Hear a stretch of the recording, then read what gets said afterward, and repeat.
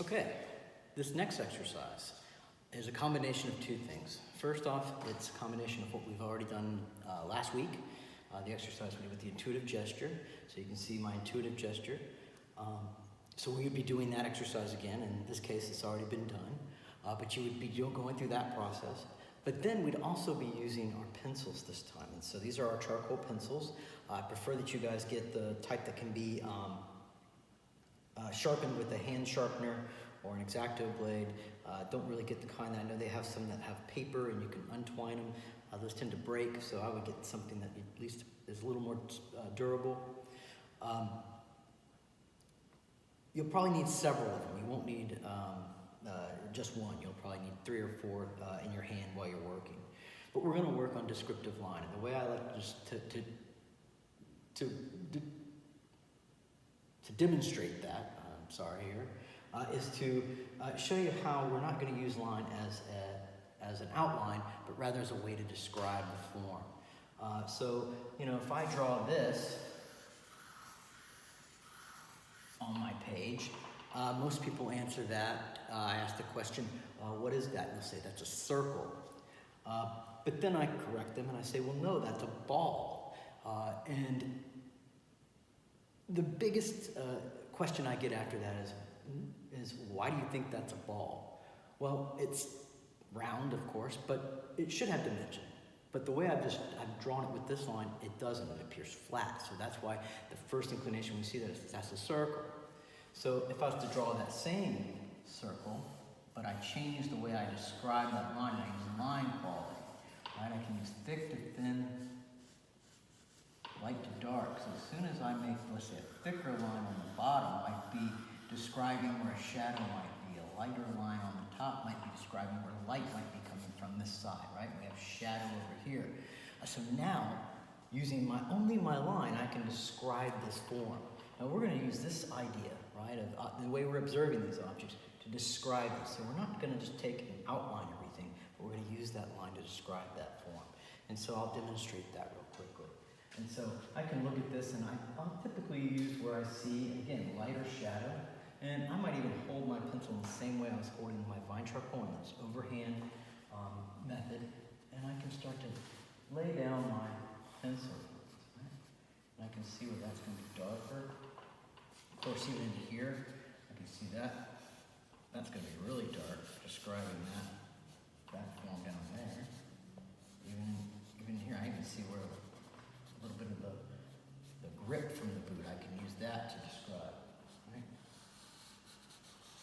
The edge of this brick on this side, I see it's in the shadow there. The light on this side, so I'm going to use a lighter line to describe that form. Right? Here it's darker line because it's at the bottom. I might even make it thicker, right? So another thing we can demonstrate is just sort of this idea of line quality. You can use thin to thick lines just by how much pressure you put down on your paper. Of course, you have a HB or a 2B or a 4B or a 6B. You have different charcoal pencils. I don't really have a preference on which one I use when doing this exercise. You can use any of them. It's just a matter of how much pressure you apply onto your paper and how you're holding the tool as to whether you're going to be able to get a real thin line that then can alternate to a thick line. And you want to maybe even practice this maybe a few times just off to the side of your drawing here, just to kind of get used to that. But then I can come along and I can put that there, put this here, and as I'm again using line now to describe these forms, I even notice in this little ceramic object, this ball or football-looking shape, that's real dark where that shadow is. I'm going to use a real thick line again to describe that. And it's okay to go over that several times. You can kind of see what I'm doing.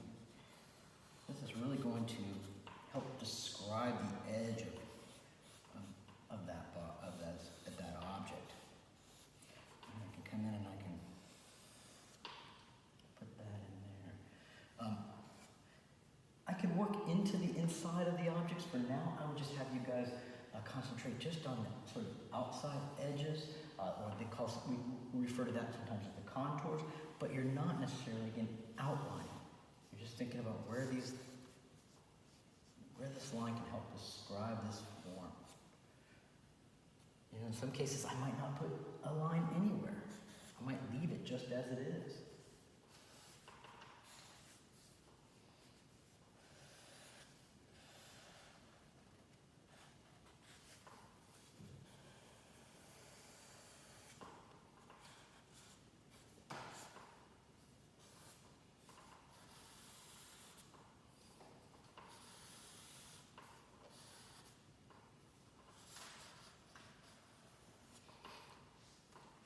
And so that's a pretty quick version of this, but we do, as far as the amount of time I'm going to have you guys spend on these, you do the same intuitive gesture exercise like you did last week, at least spending 5 minutes on doing 1 minute set to 5, and then on this you'd probably spend, at least just on this by itself, another 5, maybe even 10 minutes, depending on the complexity of your objects. But most of the time you're going to spend a total with each of these drawings at least 10 minutes of time. 5 within the gesture, and another 5 describing your lines. Again, if you have any questions about this, send me an email, post in the discussion or in the chat, and then we'll go from there. So good luck.